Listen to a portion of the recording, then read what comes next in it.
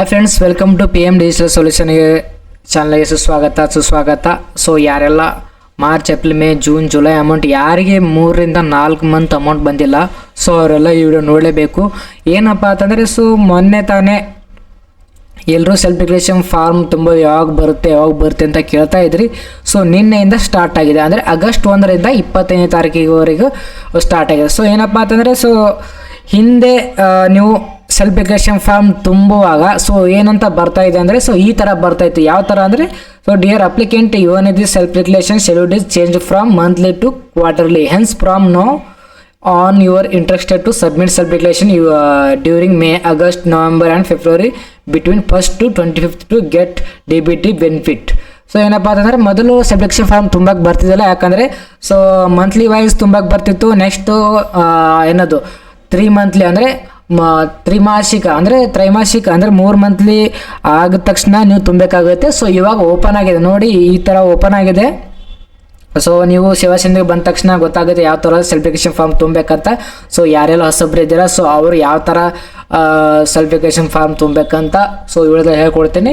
So ಏನಪ್ಪ ಅಂತಂದ್ರೆ, so ಸೇವಾ ಸಿಂಧಲ್ಲಿ ಬಂದ ತಕ್ಷಣ ನಿಮ್ಮ ಹೆಸರಿನ ಲಾಗಿನ್ ಮಾಡ್ಕೊಳ್ಳಿ. ಲಾಗಿನ್ ಮಾಡಿದ ತಕ್ಷಣ ಸೊ ಅಪ್ಲೈ ಸರ್ವಿಸ್ ಅಂತಿದೆ.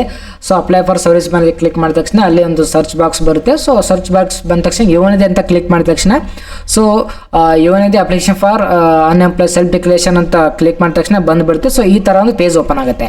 ಸೊ ಈ ಥರ ಪೇಜ್ ಓಪನ್ ಆದ ತಕ್ಷಣ ಸೊ ಏನು ಮಾಡ್ಬೇಕಂದ್ರೆ, ಸೊ ಆಧಾರ್ ಅಥೆಂಟಿಕೇಶನ್, ಆಧಾರ್ ದೃಢೀಕರಣ ಅಂತ ಬರುತ್ತೆ. ಸೊ ಇದ್ರ ಮೇಲೆ ಕ್ಲಿಕ್ ಮಾಡಬೇಕು. ಸೊ ಇದ್ರ ಮೇಲೆ ಕ್ಲಿಕ್ ಮಾಡಿದ ತಕ್ಷಣ ಸೊ ಒಂದು ಪೇಜ್ ಓಪನ್ ಆಗುತ್ತೆ. ಸೊ ಆ ಪೇಜ್ ಓಪನ್ ಆದ ತಕ್ಷಣ ಸೊ ಅದರಲ್ಲಿ ನಿಮ್ಮ ಆಧಾರ್ ಕಾರ್ಡ್ ನಂಬರ್ ಹಾಕಬೇಕಾಗುತ್ತೆ. ಸೊ ಆಧಾರ್ ಕಾರ್ಡ್ ನಂಬರ್ ಹಾಕಿದ ತಕ್ಷಣ ಒಂದು OTP ಬರುತ್ತೆ. OTP ಮೇಲೆ ಒಂದು OTP ಕ್ಲಿಕ್ ಮಾಡಬೇಕು, ಸೆಂಡ್ OTP ಅಂತ. ಸೊ OTP ಬಂದ ತಕ್ಷಣ ನಿಮಗೆ OTP ಸಬ್ಮಿಟ್ ಮಾಡಬೇಕು. OTP ಸಬ್ಮಿಟ್ ಮಾಡಿದ ತಕ್ಷಣ ಸೊ ನೆಕ್ಸ್ಟ್ ಏನಪ್ಪ ಅಂತಂದರೆ, ಗೆಟ್ ಆಧಾರ್ ಡೀಟೇಲ್ಸ್ ಅಂತ ಇದ್ರ ಮೇಲೆ ಕ್ಲಿಕ್ ಮಾಡಿದ ತಕ್ಷಣ ಸೊ ನಿಮ್ದೆಲ್ಲ ಡೀಟೇಲ್ಸ್ ಬರುತ್ತೆ. ಅಂದರೆ ನಿಮ್ಮದು ಆಧಾರ್ ಕಾರ್ಡ್ನಲ್ಲಿರುವಂಥ ಇಲ್ಲೇ ಆಟೋಮೆಟಿಕ್ ಹೆಸರು ಬರುತ್ತೆ ಮತ್ತು ಎಲ್ಲ ಬಂದುಬಿಡ್ತವೆ. ಓಕೆನಾ. ಸೊ ಏನಪ್ಪ ಅಂತಂದರೆ, ಇವೆಲ್ಲ ಅಪ್ಲಿಕೇಶನ್ ನಂಬರು, ಸೊ ನೀವೇನು ಡಿಗ್ರಿ ನಿಮ್ಮ ಮಾರ್ಕ್ಸ್ ಕಾರ್ಡ್ ಹಾಕ್ಕೊಳ್ಳಿ, ಏನಂತ ಇದೆ ಸೊ ಇಲ್ಲಿ ಹಾಕ್ಕೊಳ್ಳಿ. ಸೊ ನೆಕ್ಸ್ಟ್ ಬಂದು ನಿಮ್ಮ ಅಪ್ಲಿಕೇಶನ್ ನಂಬರ್ ಹಾಕ್ಕೊಳ್ಳಿ. ಸೊ ನೆಕ್ಸ್ಟ್ ಬಂದು ಏನಪ್ಪ ಅಂತಂದರೆ, ಸೊ ಜುಲೈ ಅಮೌಂಟ್, ಜೂನ್ದು ಮತ್ತು ಜುಲೈ ಸೆಲ್ಫ್ ಡಿಕ್ಲರೇಷನ್ ಫಾರ್ಮ್ ಆಗಸ್ಟಲ್ಲಿ ತುಂಬಬೇಕಾಗುತ್ತೆ. ಸೊ ಇದ್ರ ಮೇಲೆ ಕ್ಲಿಕ್ ಮಾಡಬೇಕು. ಸೊ ಇದು ಆಲ್ರೆಡಿ ಆಗಸ್ಟ್ ಅಂತ ಕೊಟ್ಟಿರುತ್ತೆ.